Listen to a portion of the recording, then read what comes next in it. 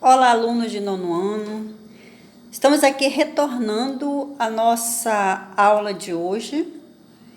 Então, nós vamos observar o seguinte: nós vamos continuar falando sobre o universo e seus astros. Aí vocês poderão dizer assim, de novo esse assunto? Veja bem que nas aulas anteriores nós estávamos apenas fazendo uma revisão daquilo que você já havia estudado em séries anteriores. Hoje nós vamos estar aprofundando o que já é um dos assuntos do nosso primeiro bimestre, tá bom?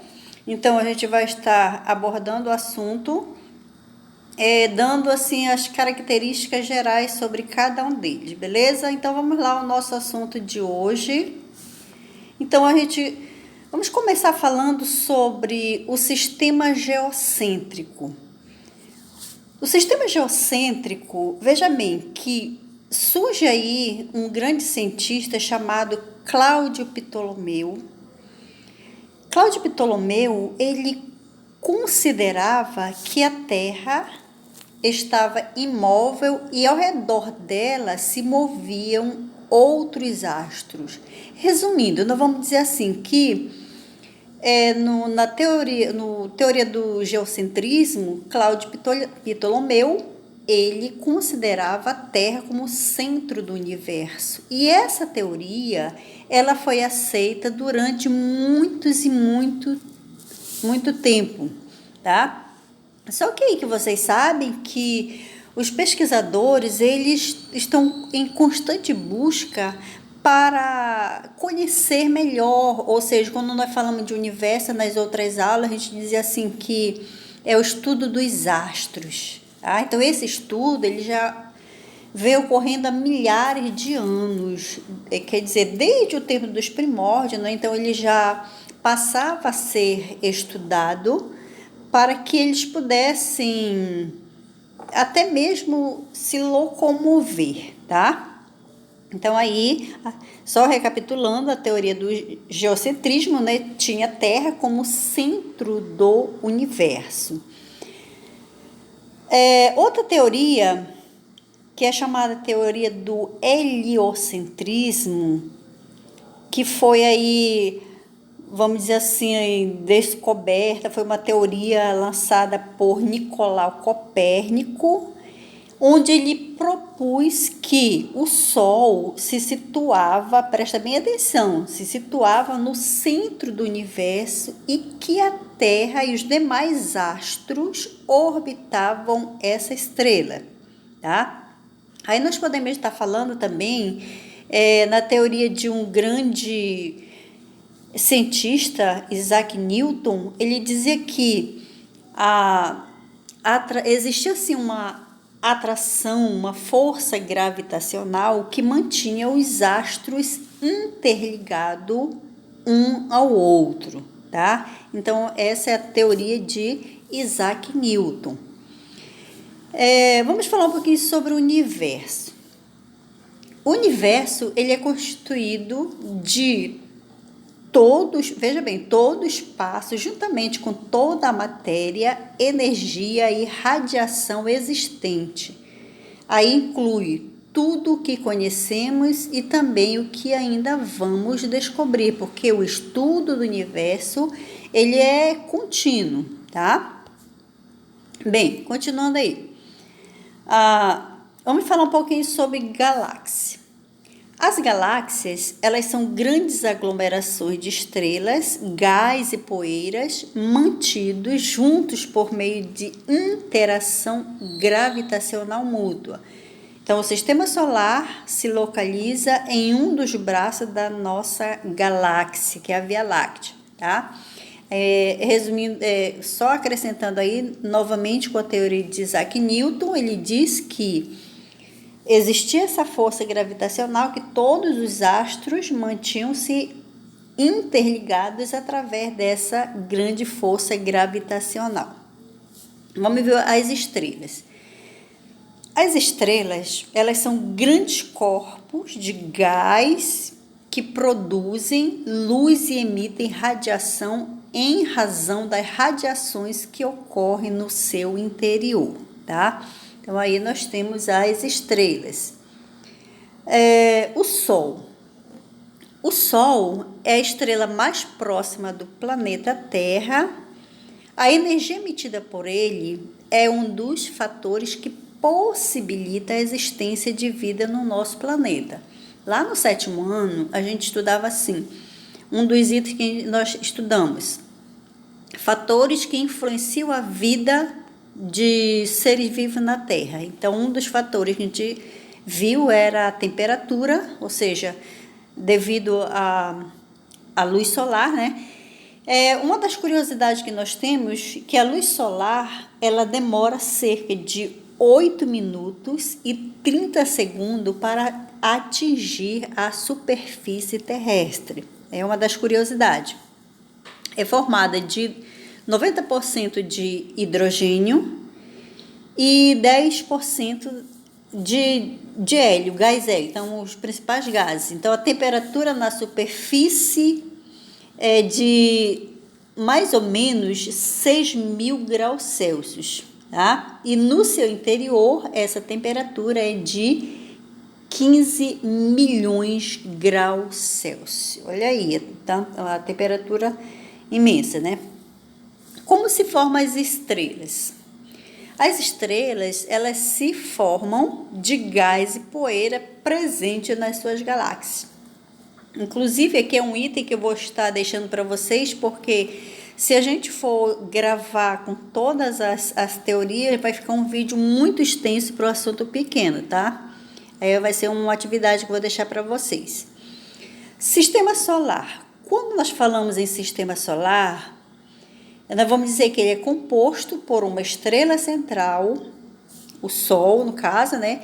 E outros astros de menor tamanho, como os planetas, satélites, os asteroides. Quando se fala satélites, são satélites naturais, né? Os asteroides, meteoroides, cometas e poeira interplanetária que vão formar esse grande sistema solar. Mercúrio. Vamos falar um pouquinho sobre o Mercúrio. O Mercúrio, ele é um planeta que se encontra mais próximo do Sol, em razão da sua pequena massa e da proximidade com o Sol. Sua atmosfera é quase inexistente, tá? Então aí a gente está falando de Mercúrio, essa grande característica aí do Mercúrio, ok? E eu coloquei aqui uma pequena curiosidade, só um pouquinho aí. Ele é 1/3 do tamanho da Terra, tá? E leva 175 dias para girar em torno da Terra.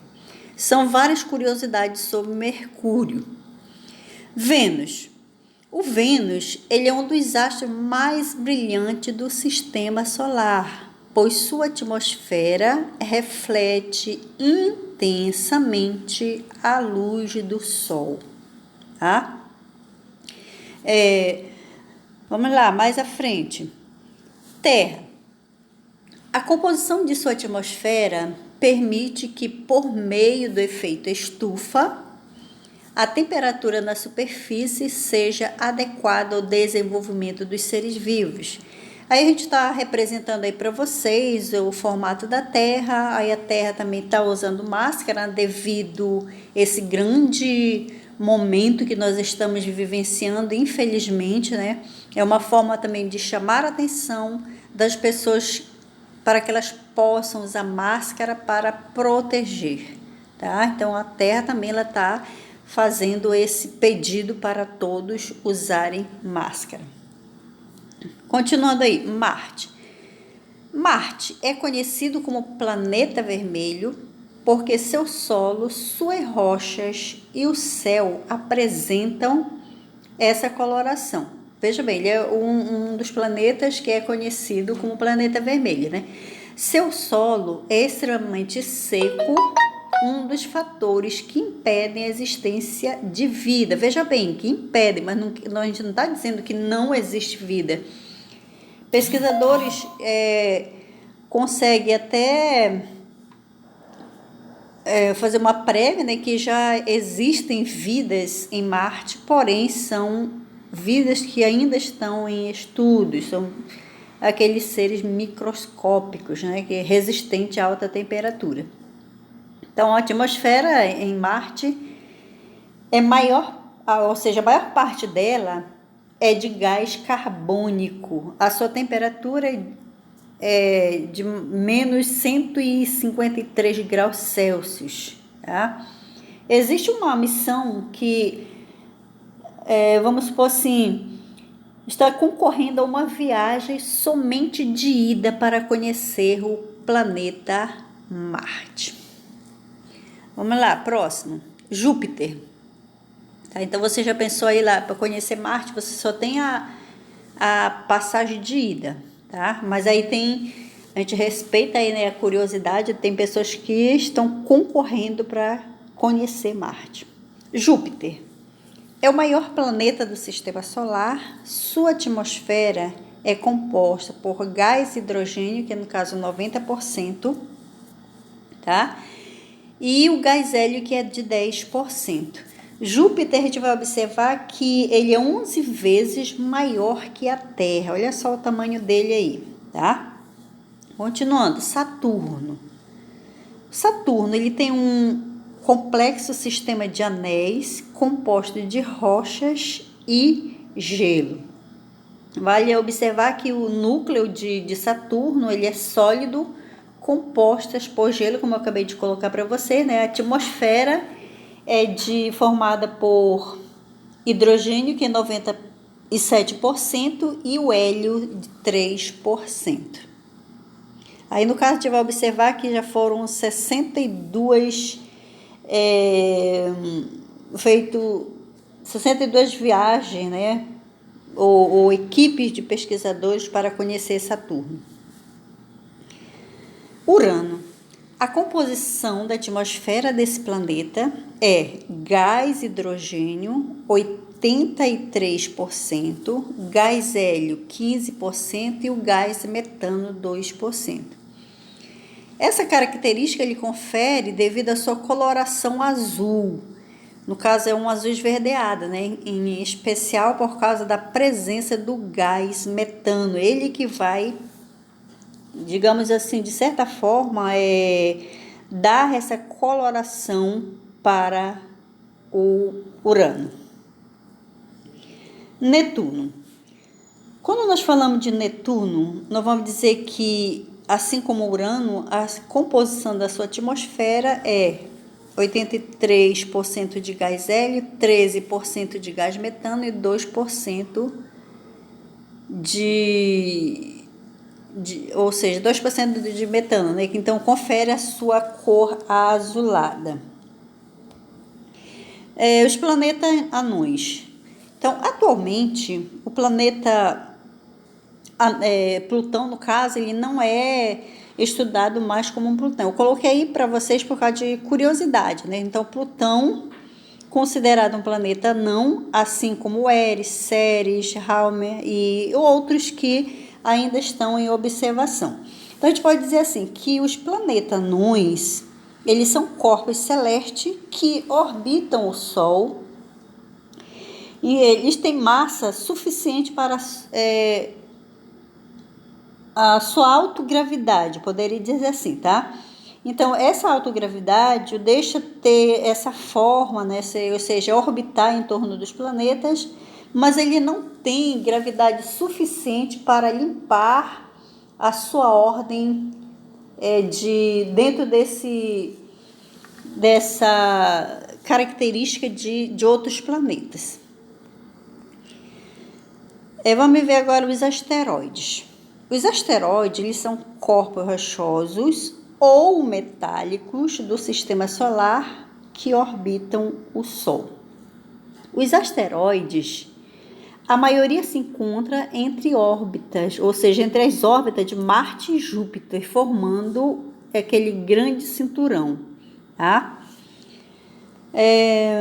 Meteoroides. Os meteoroides, eles são corpos rochosos ou metálicos de pequena dimensão, originado de fragmentação de asteroides ou cometa. Nós podemos dizer também que os meteoroides, eles podem variar de pequenos centímetros até grandes metros e fica no espaço. A gente vai estar observando também que existem algumas curiosidades, né, sobre os meteoritos, meteoroides. A gente vai já fazer uma pequena diferença entre eles. Meteoro. O meteoro, quando um meteoroide, veja bem, você pode estar até acompanhando aí no nosso slide. Quando um meteoroide ele se aproxima da Terra, entrando em sua atmosfera, o atrito com os gases que a compõem faz com que o corpo fique incandescente durante a queda. Então veja bem que muitas das vezes, quando você olha para o céu e vê como se fosse assim uma luz, um feixe de luz, né? Então aquilo que nós chamamos de meteoro. Então essa luz é quando ele entra na atmosfera, né? Então faz com que forme essa cauda de luz.